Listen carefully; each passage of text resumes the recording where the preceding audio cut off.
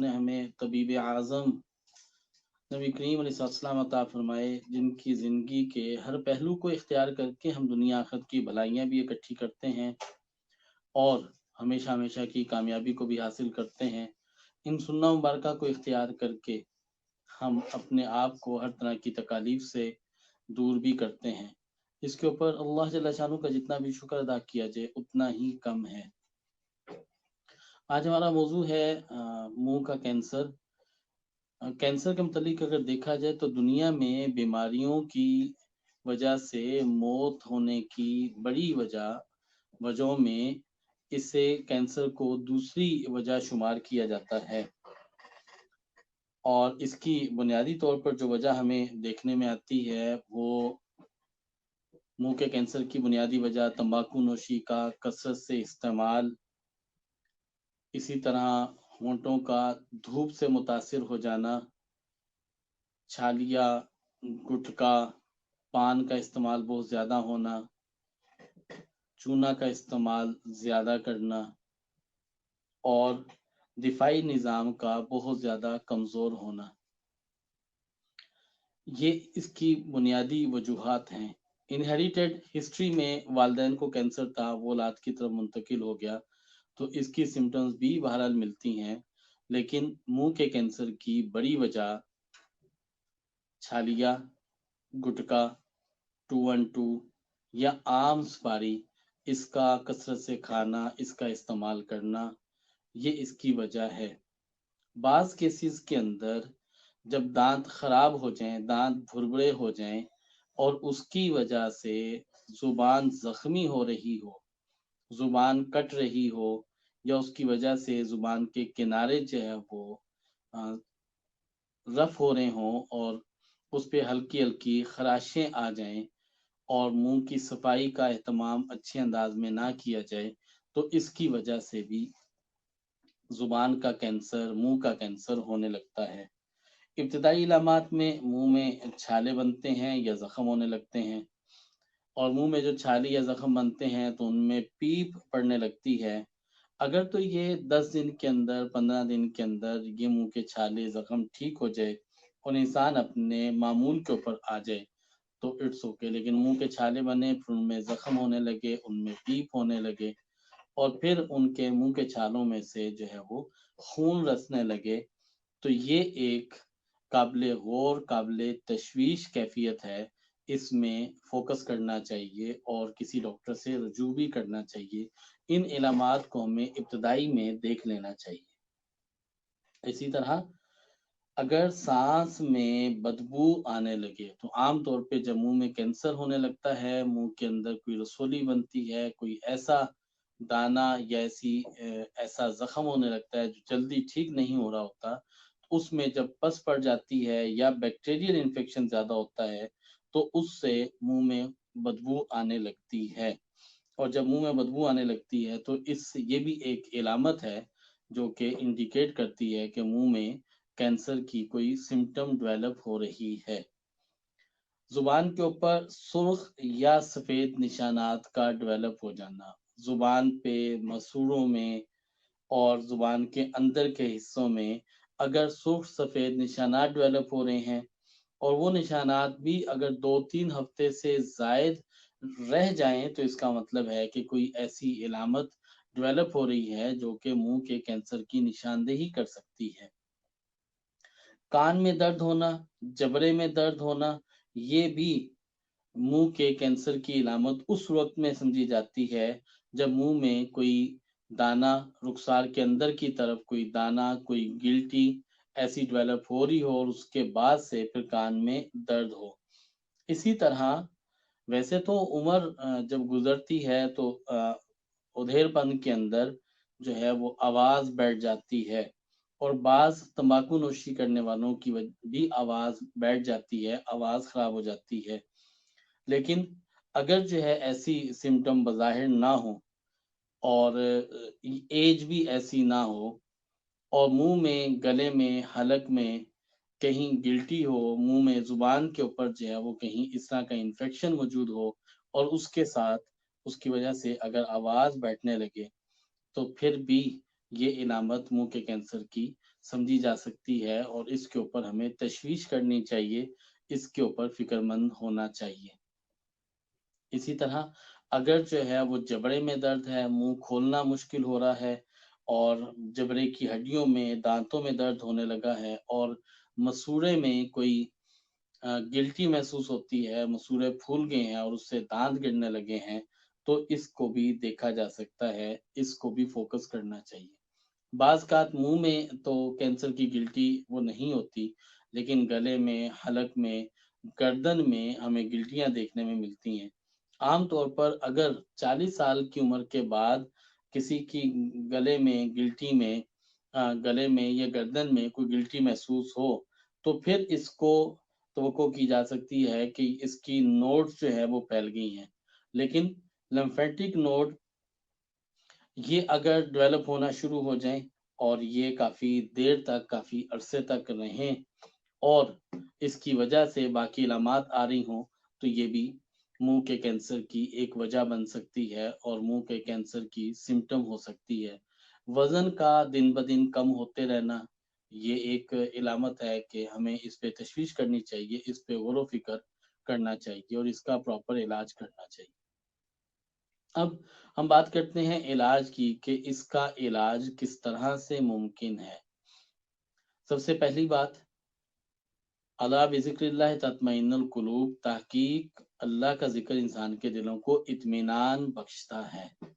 اگر ہم اللہ کا ذکر اس کا اہتمام کریں تو اللہ کے ذکر کا اہتمام کرنے سے ہم مجموعی طور پر بہت ساری بیماریوں سے محفوظ بھی رہ جاتے ہیں اور ہمارا دفاعی نظام بھی مضبوط ہونے لگتا ہے۔ غذا کے لیے سنت نبوی صلی اللہ علیہ وسلم کو اگر ہم اختیار کریں تو اس طرز زندگی کو اختیار کرنے کی وجہ سے ہم بہت ساری بیماریوں سے بھی محفوظ ہو جاتے ہیں، بہت ساری بیماریاں کنٹرول بھی ہو جاتی ہیں اور بہت سارے امراض ختم بھی ہو جاتے ہیں۔ صبح کے وقت میں ایک چمچ شہد چاٹ لیا جائے، صبح خالی وقت میں آدھا چائے کا چمچ کلونجی گرم پانی کے ساتھ لے لی جائے، صبح کے وقت میں آدھا چائے کا چمچ کلونجی ایک کپ پانی میں ابال لیں اور اس میں ایک چمچ سونف ملا کے اور شہد ملا کے اگر آپ اسے روزانہ صبح پی لیں تو اس سے بھی آپ کا دفاعی نظام مضبوط ہوتا ہے اور کلونجی کے ذریعے آپ کو شفایابی بھی ملنے لگتی ہے۔ اسی طرح کھانا جب کھائیں تو پیٹ کو 3 حصوں میں تقسیم کریں، ایک حصہ بھوک کا چھوڑ دیں اور کھانا کھائیں۔ کھانا بیٹھ کے کھانا چاہیے، اہتمام کے ساتھ کھانا چاہیے، اس سے ہمارا دفاعی نظام بہت زیادہ مضبوط ہوتا ہے اور کھانے کے اندر جو مضرت ہے وہ بھی کنٹرول ہونا شروع ہو جاتی ہے۔ کھانا خوب چبا کے کھانا چاہیے اور سادہ غذا کو اہمیت دینی چاہیے۔ سادہ غذا کھائیں گے تو اس سے ہم بیماری سے محفوظ رہیں گے اور بیماری ہمارے جسم کے اوپر اثر انداز نہیں ہوگی۔ معمول کے اعتبار سے ورزش کرنا، اپنے آپ کو متحرک رکھنا، یہ ایک لمبی صحت مند زندگی کا بہت اہم جز ہے۔ روزانہ کی بنیاد کے اوپر ہم جو ہے وہ ایکسرسائز کریں، روزانہ کی بنیاد پہ چہل قدمی کریں، واک کریں، بیٹھے رہنے کی عادت کو ختم کریں، لیٹے رہنے کی عادت ختم کریں، اس سے بھی بہت زیادہ فائدہ ہونے لگتا ہے۔ اگر ہم طب نبوی صلی اللہ علیہ وسلم سے اس کا علاج چاہتے ہیں تو ہمیں ایسی غذاؤں کی ضرورت ہے جو غذائیں تبخیر پیدا نہ کریں، اور ان غذاؤں میں سب سے مؤثر اور بہت ہی عمدہ غذا جو کہ معدے کے لیے بہت ہلکی ہے لیکن طاقت کے اعتبار سے بہت زیادہ تقویت دینے والی ہے، وہ ہے کدو۔ کدو کا استعمال اگر کیا جائے تو کدو کے استعمال سے صرف حافظہ ہی بہتر نہیں ہوتا بلکہ معدہ بھی بہت بہتر ہو جاتا ہے۔ عام طور پر جب تبخیر کا ایشو رہتا ہے، گیسز کا ایشو رہتا ہے، رات سوتے ہوئے منہ کے اندر جو ہے وہ گیسز کا پریشر ہوتا ہے تو اس کی وجہ سے بھی منہ میں اسمیل آنے لگتی ہے اور انسان جو ہے وہ فوڈ پراپرٹیز جو ہے وہ انسان کے دانتوں کے اندر رہ جاتی ہیں۔ اگر آپ سمجھتے ہیں کہ آپ اس طرح کی چیزوں سے بچنا چاہتے ہیں تو اگر روزانہ رات سونے سے پہلے مسواک کر کے سوئیں یا دانتوں کو صاف کر کے سوئیں تو خوراک کے باریک ذرات دانتوں میں نہیں رہیں گے، جس کی وجہ سے یہ تعفن मुंह के अंदर पैदा नहीं होगा और बहुत सारी बीमारियों से आप महफूज रह जाएंगे। वो बीमारियां सिर्फ मैदे की बीमारियां ही नहीं होंगी, बल्कि मुंह के कैंसर जैसी इलामात से भी आप अपने आप को महफूज रख सकेंगे। और जब आप इनसे महफूज रहेंगे तो यकीनन ये आपके लिए एक बहुत बड़ा रहमत का ज़रिया बन जाएगा।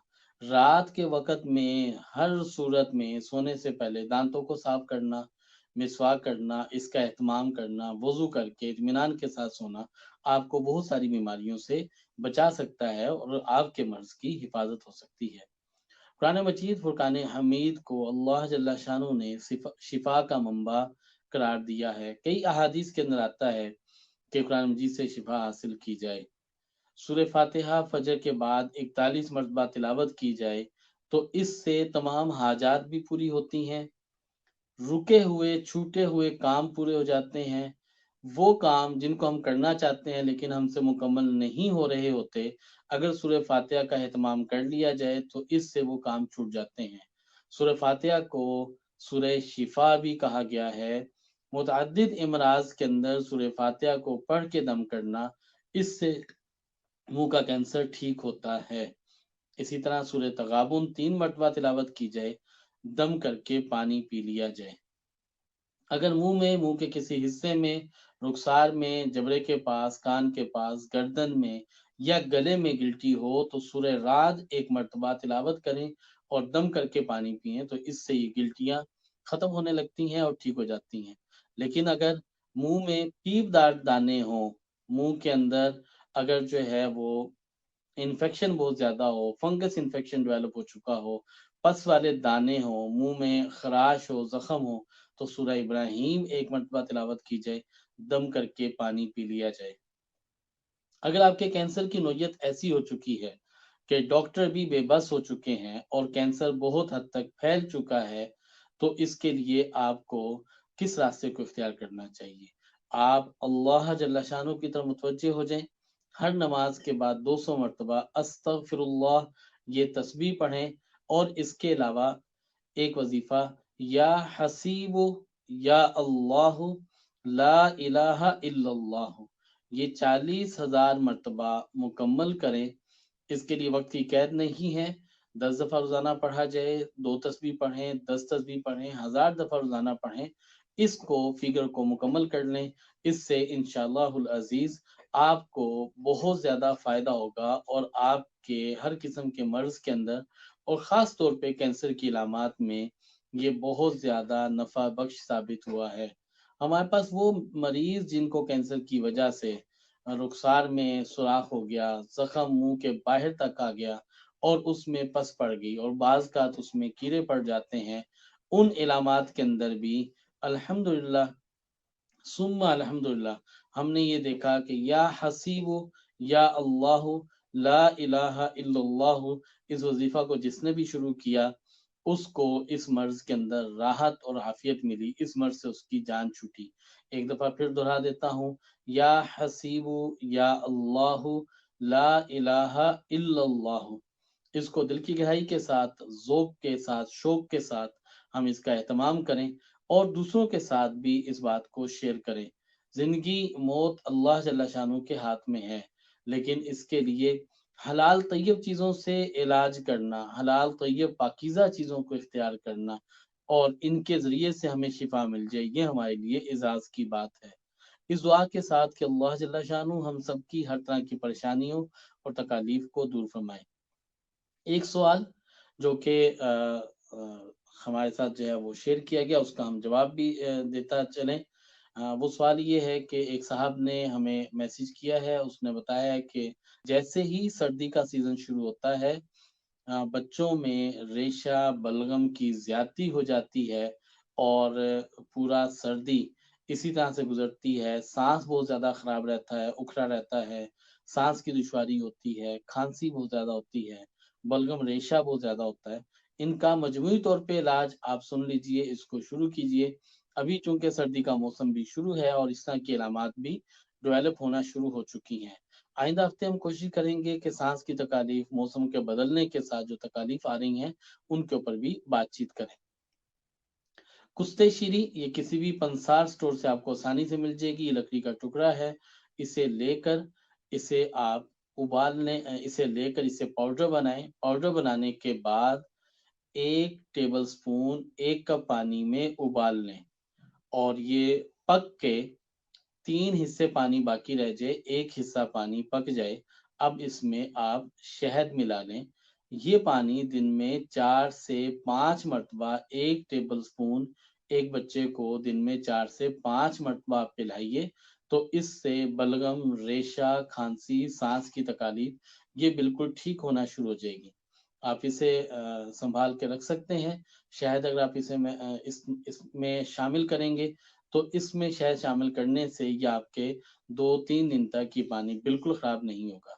और अगर आप इसे फ्रिज में रखें और बाद में निकाल के नॉर्मल होने पे बच्चे को पिला दिया जाए तो इससे ठीक हो जाएगा। इससे बहुत जल्द फायदा हो जाएगा। जिन बच्चों का नाक बहुत ज्यादा बंद रहता है और हर वक्त नाक बंद रहता है और नज़ला उनका चलता है या हलक में नज़ला गिरता है, 1 चाय का चम्मच आधे कप पानी में 1 चाय का चम्मच खसखस आधे कप पानी में उबाल के सोने से पहले पिला दिया जाए तो इससे इंशाल्लाह उल अजीज जो है ये सूरत बेहतर हो जाएगी और सांस की दुश्वारी भी ठीक हो जाएगी और बंद नाक भी खुल जाएगी। इसके अलावा वर्स ये किसी भी पंसार स्टोर से मिल सकता है। तिब्बे नबी सल्लल्लाहु अलैहि वसल्लम में इसकी बड़ी अहमियत है। वर्स आप 50 ग्राम ले लीजिए और 100 ग्राम जैतून के तेल में वर्स को पीस के डाल दीजिए और ये वर्स इसी के अंदर रहे। इस वर्स वाले ऑयल का सीने पे कमर पे मसाज करें और ऊपर से गर्म कपड़े के साथ उसको लपेट दिया जाए। 1 या 2 दिन करने से ही बच्चे के ये अवारिस ठीक हो जाएंगे और उसकी ये शिद्दत भी कंट्रोल हो जाएगी।